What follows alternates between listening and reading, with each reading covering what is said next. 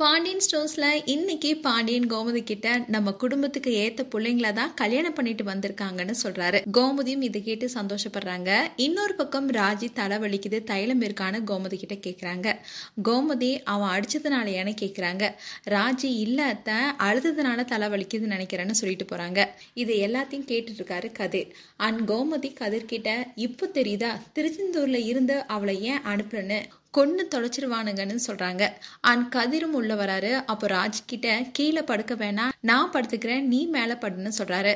ஆனா ராஜி நானே கீழே படுத்துக்கிறேன்னு சொல்றாங்க.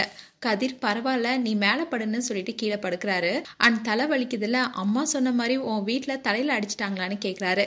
ராஜி அதெல்லாம் இல்லைன்னு சொல்றாங்க. ராஜி தலகாணி மேல இருக்கிற துணியை கழட்டுறாங்க. கதிர் என்ன பண்றேன்னு கேக்குறாரு. ராஜி அடுத்தவங்க யூஸ் பண்ண தலகாணிய நான் யூஸ் பண்ண மாட்டேன்னு சொல்றாங்க. கதிர் உடனே கீழே இருந்த தலகாணியை எடுத்து கொடுக்குறாரு. அது எப்படி அடுத்தவங்க தூங்குன தலகாணில தூங்க மாட்டேன், அடுத்தவங்க தூங்குன கட்டில மட்டும் தூங்குவியான்னு கேக்குறாரு.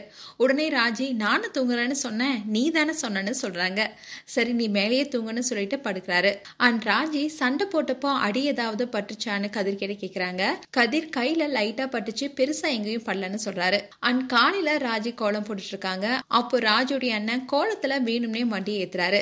இதை பார்த்துட்டு இருந்த கதிர் குமார் மேல தண்ணி அடிக்கிறாரு. சட்டை பிடிச்சு ரெண்டு பேரும் சண்டை போடுறாங்க. ராஜுடைய பாட்டி குமார வந்து கூட்டிட்டு போறாங்க.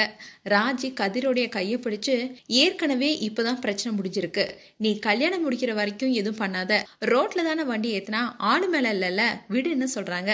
கதிர் எங்க விடுறது, நீதான் விடும்னு சொல்றாரு. ராஜியும் கையை பார்த்துட்டு கையை விடுறாங்க. இதுதான் இன்றைய எபிசோட வரப்போகுது.